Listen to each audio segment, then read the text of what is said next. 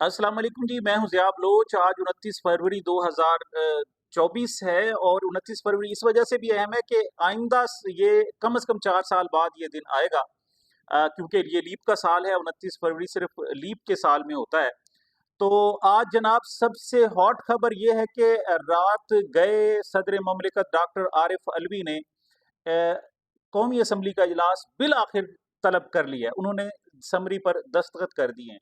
ये वही समरी है जो उन्हें वापस भिजवा दी थी, लेकिन उन्होंने दस्तखत कर दिए। लेकिन बात सिर्फ ये नहीं है कि उन्होंने सिर्फ इजलास बुला लिया और समरी पर दस्तखत कर दिए, बल्कि उन्होंने एक खत भी लिखा है और बहुत ही अहम तरीन खत है।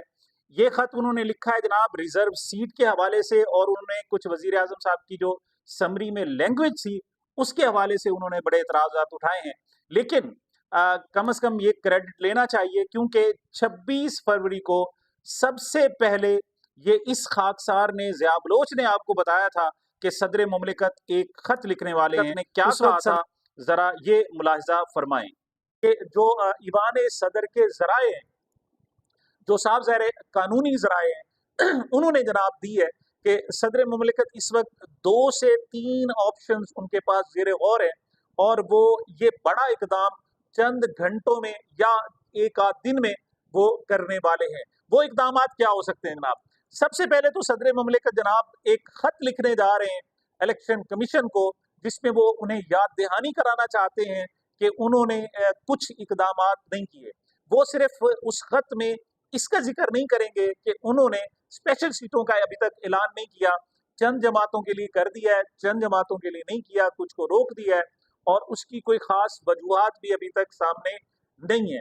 तो एक तो वो फौरी तौर पर इलेक्शन कमीशन को कहना चाहते हैं कि वो फौरी तौर पर जो स्पेशल सीट्स हैं उनका ऐलान करें, ताकि ये जो इलेक्शन के नतीजे में एक प्रोसेस शुरू हुआ है और 21 दिनों के अंदर अंदर कौमी असम्बली का इजलास बुलाया जा सके। तो इस हवाले से वो एक खत लिखने वाले हैं। उस खत में जनाब सिर्फ यही नहीं होगा कि वो स्पेशल सीटों की बात करेंगे, बल्कि कुछ और चीजें हैं।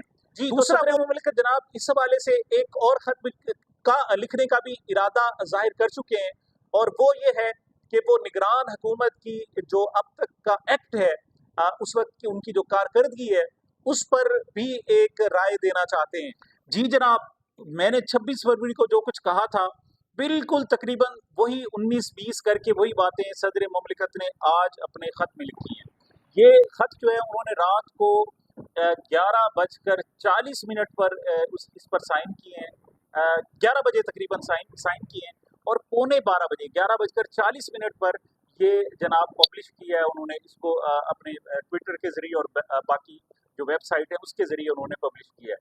सदर ममलिकत ने इस पर वजीर आजम साहब को खूब कहा है कि मैं एक सरबराह ममलिकत हूँ और आप चीफ एग्जेक्टिव हैं, आपको जेब नहीं देता था कि आपने जो लैंग्वेज इस्तेमाल की मेरे लिए, और मुझे मुखातिब करते हुए भी आदाब का ख्याल नहीं रखा।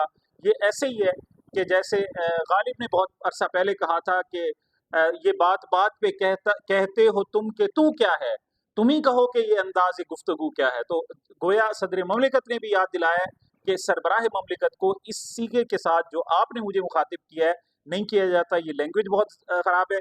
फिर दूसरा वो कहते हैं जी कि मुझे अब भी तहफ़्फ़ुज़ात हैं कि रिजर्व सीट्स का फैसला नहीं किया गया, लेकिन इसके बावजूद मैं चूँकि मुख्तलिफ कॉर्नर से ये बात कही जा रही है कि with in the time period जो है ये इजलास बुलाया जाना चाहिए, इस वजह से मैं ये इजलास कॉल कर रहा हूँ। इसका क्या फ़ायदा हुआ? इस हवाले से 2 बातें की जा रही हैं। एक तो देखें बिलाखिर सदर ममलिकत मान गए, और क्या ही बेहतर होता कि पहले ही खत लिख देते। लेकिन एक दूसरा पहलू ये भी है कि उन्होंने ये खत लिखकर एक रिकॉर्ड का हिस्सा बना दिया है, और ये आने वालों पर होगा, और बाद में अगर सुप्रीम कोर्ट में भी अगर ये मामला जाता है तो उसमें भी ये कॉल किया जा सकेगा कि देखें सदर ममलिकत को भी इस पर रिजर्वेशन थी, और उन्होंने वेरी क्लियर लिखा है, 3 सफ़ात पर मुश्तमिल है, और एक एक समरी के एक एक पैरा के मुताबिक उन्होंने उसका जवाब दिया है, और कहा है कि इस तरीके से आपको जेब नहीं देता। और भी बहुत सारी रिजर्वेशन हैं, लेकिन ये असम्बली का इजलास इस शर्त के साथ बुलाया जा रहा है कि 21 रोज के अंदर, यानी आज 29 नवंबर रात 12 बजे से पहले पहले आप इन रिजर्व सीट का लाजमी फैसला कर देंगे, और जिसका हक बनता है उसको आप लाजमी हक देंगे। जी, तो आगे मैंने आपको कम से कम 2 वीडियोस दिखानी है। एक राशिद सोमरो साहब की है जो JUI के रहनुमा है, लाड़काना में सिंध में रहते हैं, और दूसरी जो है वो एमल वली के हैं जो खैबर पख्तूनख्वा में रहते हैं। इन्होंने हमारी इस्टेब्लिशमेंट के हवाले से किस किस्म की लैंग्वेज का इस्तेमाल किया है, ये थोड़ा मुलाहिजा फरमाएं। सबसे पहले आप मुलाहिजा फरमाएं कि राशिद महमूद सोमरो साहब इस हवाले से क्या कह रहे हैं। मैं मुक़्तदर कुव्वतों से कहना चाहता हूँ, मैं इलेक्शन कमीशन से कहना चाहता हूँ, मैं पाकिस्तान के चौकीदारों से कहना चाहता हूँ, आप हमारी तनख्वाह के चौकीदार हैं, हमारे बाप न बने चौकीदार रहे। अगर हमारा बाप बनने की कोशिश करेंगे तो फिर अमेरिका से पूछ लो, वहां भी दाढ़ी और पगड़ी वालों ने उनको घुट्टी को बल बिठाया है। यहाँ आपके इंशाअल्लाह इन झूठे मक्कार हुक्मरानों को भी ये दाढ़ी और पगड़ी वाले घुट्टों के बल बिठाएंगे। हम जम्मू जी चौकीदार बने और आप हमारे बाप न बने। और ऐसी ही कोई लैंग्वेज जो है वो जनाब मोहतरम एमल वली खान साहब ANP के रहनुमा, वो भी इसी किस्म का इसी अंदाज में वो गुफ्तगू कर रहे हैं। बल्कि उन्होंने जो ये मार्च किया उसका उन्वान भी था कि जाओ जाओ बॉर्डर पे जाओ, जाओ जाओ, इस पर नारे भी लगवाते रहे। और उन्होंने एक खास बात उन्होंने ये कहा है कि ये जो रेडियो पाकिस्तान पर हमला किया गया था पेशावर में 9 मई को, ये PTI के कारकुनों ने नहीं किया था बल्कि कुछ लोग थे। वो उन्होंने सवाल किया कि बताएं वो लोग तो वो थे, लेकिन क्या वो वर्दी में थे या वर्दी उतार कर उन्होंने हमला किया था। ये क्या कह रहे हैं एमल वली खान साहब, जरा इनकी बात भी मुलाहिजा फरमाएं। जाओ जाओ जाओ जाओ जाओ जाओ जाओ उस बॉर्डर पे जाओ जिस बॉर्डर पे रोजाना वतन अजीज की शलवारें उतरती हैं। चौकीदार आका नहीं, चौकीदार गुलाम है, आका अवाम है। आप तहकीकाती कमीशन बनाए, मैं आपके पास एक नहीं, दो नहीं, तीन नहीं, 50 बंदे लेकर आऊंगा जिससे कर्नेलों ने पैसों की फरमाइश की है। अगर काजी आजाद है, अगर काजी उल कज़ा आजाद है, तो कम से कम जनाब चीफ जस्टिस काजी फायज ईसा साहब एक कमीशन बना के ये तारीखी रेडियो पाकिस्तान का ही पूछ ले कि रेडियो पाकिस्तान वर्दी वालों ने वर्दी में जलाया था कि नहीं, वर्दियां उतार के इसको जलाया था। बहुत ही अहम तरीन बातें हैं जनाब। अगर और एक बात मैं आपको कहूँ, इस पर कम से कम स्टेट को लाजमी नोटिस लेना चाहिए। अगर ये खुदा न खास्ता बातें इस वक्त PTI वाले कर चुके होते तो पता नहीं कितना बड़ा तूफान खड़ा हो जाना था और कहना था जी फलां गद्दार है, फलां गद्दार है, फलां पर मुकदमात। लेकिन ये लोग कहे जा रहे हैं कुछ नहीं, बल्कि यहाँ तक कि महमूद खान ने गुज़श्ता रोज एक जिनमें पश्तूनिस्तान की बात की। उन्होंने कहा कि हम पश्तूनिस्तान भी एक सूबा जो है ना बनाना चाहते। ये शुक्र है कि उन्होंने सूबे की बात की है। दूसरी तरफ ख्वाजा आसिफ साहब जनाब एक उन्होंने इंटरव्यू दिया है और उन्होंने बड़ी खुल के बात की। उन्होंने कहा कि हमसे जो कानून साजी है ये तो जनरल बाजवा साहब आर्मी चीफ और उस वक्त के DGISI जनरल फैज जो है हमसे खुद कराते रहे, और हमें कहा जाता था कि ये कानून साजी करो तो फिर ठीक है वरना नहीं। और आपको याद है बाद में जो उन्होंने निगरान हुकूमतों को बहुत ज्यादा इख्तियारात दिए थे तो वो भी शायद इसी का शाखसाना थे। लेकिन कम से कम FATF के हवाले से, दहशतगर्दी के हवाले से तो वो कहते हैं कि हमारे सर पर बैठकर हमें बुलाकर बाकायदा कानून साजी की जाती थी, कराई जाती थी। इस हवाले से ख्वाजा आसिफ क्या कहते हैं? लेजिस्लेशन के लिए ISI के मैच में जाते हैं और जनरल बाजवा और जनरल फैज बैठ के हमसे लेजिस्लेशन करवाते हैं। आमला की भी और FATF की दोनों लेजिस्लेशन जो है ना वो फौज की और ISI की इंटरवेंशन से हुई थी। उस माहौल में फिर क्या हो सकता है?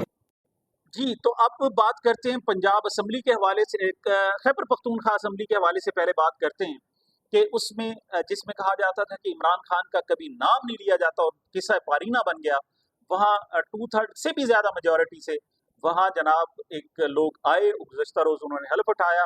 और ये एक बात है आपको बताऊं, ये खैबर पख्तूनख्वा असम्बली की हिस्ट्री है कि कभी भी उन्होंने एक मरतबा से ज्यादा किसी को मैंडेट नहीं दिया। लेकिन ये PTI वाहिद जमात है कि जिनको उन्होंने गुज़श्ता 2018 में दूसरी मरतबा मैंडेट दिया और ये 2024 में तीसरी मरतबा मैंडेट दिया और 90% से ज्यादा जो है ना उनको वोट दिए। तो ये एक रिकॉर्ड है। और दूसरा, हमारी कौमी असम्बली का भी रिकॉर्ड है, कौमी सदर कोई भी आज तक जमात ऐसी नहीं जिन्होंने कंसेक्यूटिव दूसरी मरतबा लीड ली हो। तो इस मरतबा पीटीआई गुज़श्ता साल भी सबसे बड़ी पार्लिमानी पार्टी थी कौमी असम्बली में, और इस साल भी सबसे बड़ी पार्टी है।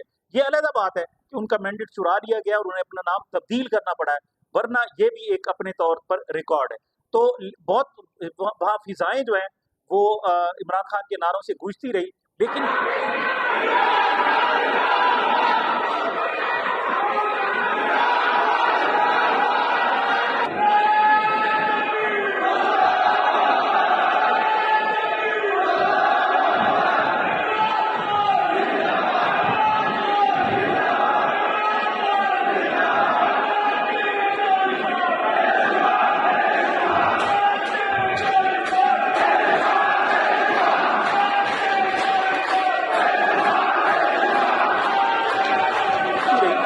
क्या ही अच्छा होता कि आप जनाब वहाँ इस किस्म की सूरत हाल जो वहाँ की सबा शायद नामी एक खातून मुस्लिम लीग नून की खातून उन्होंने पैदा की, उसको अवॉइड करते।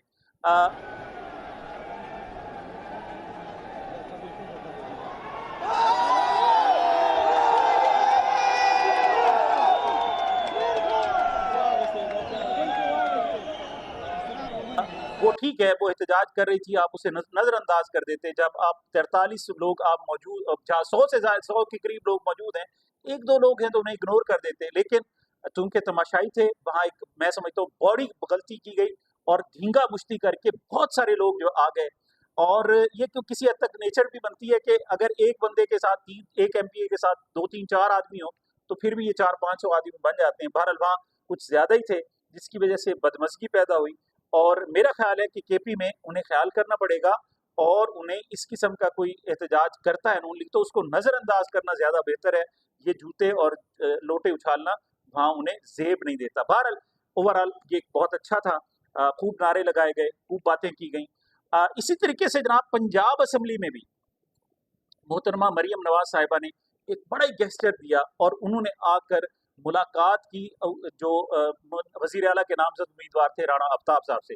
उन्होंने क्या कहा, ये जरा मुलाहिजा फरमाएं। मैं सिर्फ आपको ये कहने आई हूँ कि आप सबके लिए मेरे दरवाजे खुले। मैं आपकी भी उतनी हूँ जितनी मैं बाकियों की हूँ। I think it bet your attitude.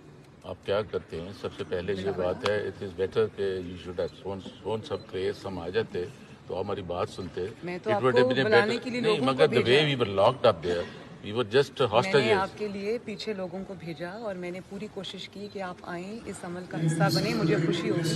लेकिन मैं सिर्फ आपको ये मैसेज देने आई हूँ। बिस्मिल आप बैठते हैं, नए सिरे से बैठते हैं, नए सिरे से बैठते हैं। आपके साथ मिलते रहेंगे, मुलाकात होगी। ठीक है madam, thank you, thank you madam. Rana साहब एक घाक सियासतदान है, लेकिन कम अज कम मैं समझता हूँ कि जब वो उनसे मुलाकात के लिए आई थी तो उन्हें चाहिए था कि वो कहते बीबी वो तो चलो ठीक है, लेकिन माँ शराफत आपके पीछे फिर रहा है। वो कहता है जी आप उसके वोट चोरी करके आई हैं, प्लीज जरा उसको तो मुतमईन कर दें, उसको तो कम से कम उसके वोट वापस कर दें, वो चोरी तो ना करें। कम से कम इतना तो उन्हें कहना चाहिए था। उन्हें यह भी कहना चाहिए था कि हमारे जनाब खवातीन को आपने कैद कर रखा है, आपने इमरान रियाज को कैद कर लिया है, आपने एक जनाब और जिन्होंने रायविंड से इलेक्शन लड़ा था हमारे MP अहमद भट्टी, उसको आपने गिरफ्तार कर लिया है। ये जुल्म ना करें, कम अज कम उन्हें लाजमी सुनाना चाहिए था। लेकिन भारत चलें, ये पहली मुलाकात थी, उन्होंने नहीं कहा। लेकिन जो कौम तकाजा कर रही है, जो PTI के लोग तकाजा कर रहे हैं, वो राणा आफ्ताब से तकाजा कर रहे हैं कि वो खुलकर बोलेंगे और टिका कर लाजमी बोलेंगे। जी आखिरी जो गुफ्तगू मैं सुनाना चाहता हूँ वो जुनैद अकबर साहब हैं। डिप्टी स्पीकर के लिए इमरान खान ने उन्हें नामजद किया है कौमी असम्बली में, और गुज़श्ता रोज़ भी हथकड़ियों में वो आए और उन्होंने गुफ्तगू की। किस अंदाज में गुफ्तगू की, किस किस्म का ये आशिक है इमरान खान का, ये उन्हीं की ज़बानी आप मुलाहिजा फरमाएं। मैं आपको सबको खबरदार करना चाहता हूँ, जो सरकारी पार्टी है जिसको आशीर्वाद हासिल है, जो DC और DPOs और पुलिस अफसरान तब्दील करते हैं, जिसकी फरमाइश पे FIR होती है, आप 9 FIR आपने काटी, मुझ पे 9 FIR करे। आप हिम्मत करें, आप FIR काटे, मैं इसको इंशाल्लाह मैं उसका सामना करूंगा और आपकी FIR पे भी मैं तुकता हूं, आप पे भी मैं तुकता हूं और इंशाल्लाह ये गलतफहमी में कोई न रहे कि जुनैद अकबर खान को छोड़ेगा। जुनैद अकबर जान देगा लेकिन खान को नहीं छोड़ेगा, ये याद रखें। खान मेरा लीडर नहीं है, खान मेरा इश्क है, खान मेरा सब कुछ है, खान मेरा जिद है। आप चाहे जो भी कर ले और मैं मलाकड़ इंतजामा को भी कहता हूँ उस दिन इंतजार करे कि अल्लाह ताला ने मुझे, अगर मैं टाइम पे आ गया हूँ, मैं देखता हूँ कि मुझे कौन रोकता है, मैं देखता हूँ मैं जुलूस निकालूंगा और एक अफसर को जिसको दरके में शौक था, जब मैं नहीं था तो उसकी फरमाइश थी कि मैंने कहा है इंतजार करे, मैंने आ रहा है, मैं आ रहा हूं, मैं आपको देखता हूं, आपकी गैरत को चैलेंज करता हूं, आप देख के कि जुनैद को आप किस तरह रोक सकते हैं। जी जनाब, तो ये अब तक का मंजरनामा था, अब तक के हालात थे, अब तक का अहवाल था। मुझे मेरे चैनल को अपनी मोहब्बतों और दुआओं में याद रखिएगा। मिलते हैं छोटे से वक्फे के बाद।